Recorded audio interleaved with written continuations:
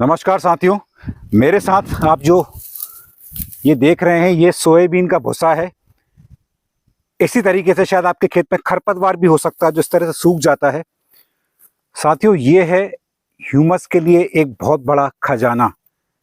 जी हाँ, हम जब प्राकृतिक खेती की बात करते हैं, बिना ह्यूमस के प्राकृतिक खेती में सफल होना संभव नहीं है। ह्यूमस क्या है? ह्यूमस जितना भी ऑर्गेनिक मैटर हम अपने खेत में डालते हैं, गोबर खाद के तौर पर, जो हमारे फसल अवशेष होते हैं, जब हमारी फसल हम काट के अपने घर को लेके जाते हैं और बाकी जो फसल अवशेष हम खेत में डिकम्पोज होने के लिए छोड़ देते हैं, जो भी हमारी गाय हैं जो खेत में चरती हैं, उनका जो गोबर होता है, जितना भी एनिमल मैटर है, जितना भी ऑर्गेनिक मैटर है, जब आखिरी में डिकम्पोज होता है तो उसका जो आखिरी रिजल्ट हमको मिलता है उसको हम बोलते हैं ह्यूमस। साथियों, बिना ह्यूमस के खेती संभव नहीं है। ह्यूमस मतलब सरल भाषा में अगर आपको बताऊं तो हमारे मिट्टी की उर्वरा शक्ति। ये आप देख सकते हैं मेरे पीछे जो हमने सोयाबीन का भूसा इकट्ठा करके रखा है। मान लीजिए यही भूसा आप अपने खेत में ही फैला देते हैं, बिखरा देते हैं, तो हमारे जो सूक्ष्म जीवाणु हैं ये उनके लिए भोजन का काम करता है। और सूक्ष्म जीवाणु अपना काम बखूबी करते हैं और उस मैटर को, उस ऑर्गेनिक मैटर को इस तरीके से ये काले पदार्थ में कन्वर्ट करते हैं। ये इस तरह से डिकम्पोज होना चालू हो जाता है। आप देखिए पूरा कलर इसका काला पड़ चुका है। धीरे धीरे ये पूरा बारीक काला कलर इसका पड़ जाएगा और वो आखिरी में कहलाएगा ह्यूमस।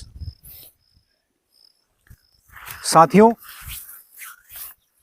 सिर्फ जीवामृत से प्राकृतिक खेती संभव नहीं है। कई किसान साथियों का फीडबैक आता है कि हम कई सालों से हमारे खेत में जीवामृत डाल रहे हैं, 1000 लीटर 2000 लीटर, लेकिन उनको वो सफलता नहीं मिल रही है। देखिए, खेती एक इंडस्ट्री की तरह है। जीवामृत एक मशीन है, लेकिन उस मशीन को चलाने में अगर आपको सफल होना है तो उसके लिए आपको चाहिए रॉ मटेरियल। तो जब तक आप अपनी खेती में वो रॉ मटेरियल नहीं डालेंगे, आपको सफलता बिल्कुल नहीं मिलेगी। जीवामृत सिर्फ और सिर्फ एक मैकेनिज्म है हमारे सूक्ष्म जीवाणु को कार्य में लगाने के लिए, लेकिन उन सूक्ष्म जीवाणु को जो भोजन चाहिए वो जीवामृत में नहीं मिलता है।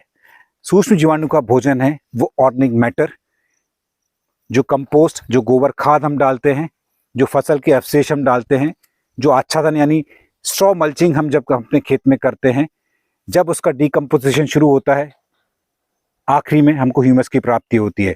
ह्यूमस को बनने में कई साल लगते हैं। तो ह्यूमस को अगर आपको बनाना है अपने खेत पर, तो सबसे ज़रूरी काम है कि ढेर सारा ऑर्गेनिक मैटर आप अपने खेत में डालें।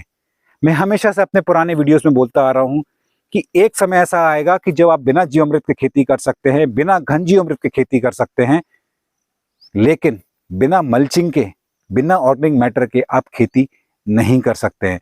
तो अगर आपको प्राकृतिक खेती में सफल होना है, अगर आपको अपने खेत में ह्यूमस बनाना है, तो ये बहुत ज़रूरी है कि आप अपने खेत में एक बायोडाइवर्सिटी रखें।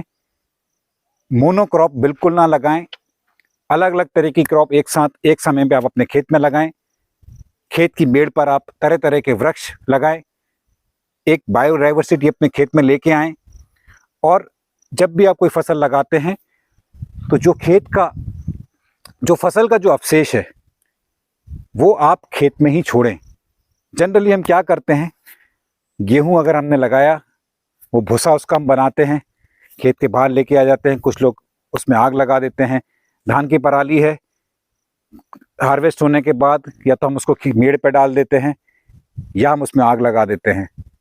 तो साथियों, जब भी हम अपने खेत में इस तरह के फसल अवशेष में आग लगाते हैं तो हम धरती माता का बहुत बड़ा नुकसान कर रहे हैं। तो आप जब भी कोई भी क्रॉप लें, ये ध्यान रखें कि उस फसल का जो अवशेष है वो आप अपने खेत में ही छोड़ें। और जब आप डिकम्पोज उसका जीवामृत डालते हैं, डिकम्पोजिशन उसका चालू होता है, तो धीरे धीरे वो जो ऑर्गेनिक मैटर है वो इस दिशा में कन्वर्ट होने लगता है और आपको आखिरी में ह्यूमस मिलता है। साथियों, ह्यूमस का जो कार्बन नाइट्रोजन रेशियो है वो 10:1 है, यानी 10 भाग कार्बन का है और 1 भाग नाइट्रोजन का है। अगर आप सिर्फ और सिर्फ गेहूं लगाएंगे तो कार्बन की मात्रा ज़्यादा हो जाएगी, नाइट्रोजन की कमी आपको महसूस होगी आपकी मिट्टी में। यही अगर आप सिर्फ दलहनी फसलें लगाएंगे तो नाइट्रोजन की मात्रा ज़्यादा होगी। इससे क्या होगा कि जो कार्बन और नाइट्रोजन का जो अनुपात है, जो रेशियो है, वो कभी भी आप मेंटेन नहीं कर पाएंगे। तो हमेशा ध्यान रखें, जब भी आप अपने खेत में कोई फसल लगाएं, एक दलीय फसल और दलहनी फसलों का मिश्रण आप अपने खेत में लगाएं, ताकि खेत में एक बायोडाइवर्सिटी रहे। और आखिरी में जब वो फसल का जो अवशेष है, जब वो डिकम्पोज होना चालू होगा, तो आपको ह्यूमस की प्राप्ति होगी। ह्यूमस को अगर आपको अपने खेत में लाना है तो उसमें कई बातें और आपको ध्यान में रखनी। पहली बात तो है कि आपकी कोशिश ये होनी चाहिए कि आप नो टिल फार्मिंग मेथड पे जाएं, क्योंकि जितनी बार भी आप अपने खेत की जुताई करते हैं, खेत की जुताई करते समय हम अपने जो टॉप सॉइल है उसको बनाने में जो कई साल लगते हैं, वो हम एक झटके में उसको ख़त्म कर देते हैं। तो टॉप सॉइल को अगर आपको मेंटेन करना है तो आपको जुताई बंद करनी पड़ेगी। ऑर्गेनिक मैटर ज़्यादा से ज़्यादा आप अपने खेत में डालिए, कवर क्रॉप्स आप अपने खेत में लगाइए, खेत में एक बायोडाइवर्सिटी रखिए, ताकि कार्बन नाइट्रोजन का जो रेशियो है वो सही तरीके से मेंटेन हो सके। जो आप इस समय भी इस मल्चिंग की हालत देख रहे हैं, आप देख सकते हैं ये धीरे धीरे जब ये पूरी तरीके से डिकम्पोज हो जाएगा, आप नीचे अगर आप देखेंगे तो पूरा काला पड़ चुका है। धीरे धीरे ये पूरा डिकम्पोजिशन इसका चालू हो चुका है। ये तो अभी हमने एक ढेर हमने हमारी मल्चिंग के लिए रखा हुआ है। मान के चलिए कि यही ढेर अगर आप अपने खेत में बिखरा देते तो इसका डिकम्पोजिशन और जल्दी हो जाता, क्योंकि यहाँ ना ही हमने जीवामृत डाला है, सिर्फ बारिश के पानी से इसका विघटन हो रहा है। जो सूक्ष्म जीवाणु हैं वो उतनी अच्छी तरीके से यहाँ कार्य नहीं कर रहे हैं जितनी अच्छी तरीके से वो खेत में करेंगे। तो खेत में आप जब ये मल्चिंग करते हैं, जब आप अपने खेत फसल का अवशेष आप खेत में बिखरा देते हैं, ऊपर से आप जब जीवामृत इसमें डालते हैं, तो सूक्ष्म जीवाणु जो हैं, जो बैक्टीरिया हैं, जो फंगाई हैं, वो अपने कार्य में लग जाते हैं और एक ब्लैक कलर का जो ऑर्गेनिक मैटर हमको आखिरी में मिलता है ह्यूमस के फॉर्म में, वो आपको मिलना चालू हो जाता है। जैसा मैंने बताया, ह्यूमस को बनने में कई साल लगते हैं, लेकिन अगर आप ये प्रैक्टिसेस फॉलो करते रहेंगे शुरू से, तो आपको अपनी खेती में वो परिणाम आपको महसूस होने लगेंगे। हमारी कोशिश ये होनी चाहिए कि हम जीवामृत के भरोसे खेती ना करें। आपने मेरे पुराने अगर वीडियोस देखे होंगे, हमने हमारे 5 लेयर ऑर्चर्ड में पिछले 3 साल से जुताई नहीं की है, ना जीवामृत दिया ना घन जीवामृत दिया, लेकिन उसमें एक बायोडाइवर्सिटी है। जो मल्चिंग, जो कचरा वहाँ निकलता है, खरपतवार वहाँ निकलती है, हम उसको वहीं कट करके खेत में डाल देते हैं। तो बिना जीवामृत के आप 2 साल बाद खेती कर सकते हैं, बशर्ते आपने अच्छी तरीके से ऑर्गेनिक मैटर अपने खेत में डाला है। तो साथियों, अगर आपको प्राकृतिक खेती में सफल होना है तो आपको ह्यूमस बनाने पे आपका ध्यान होना चाहिए। दुर्भाग्य से ह्यूमस की बात आज कोई नहीं करता है और इसकी जो अवेयरनेस है हमारे किसान साथियों में वो भी बहुत कम है।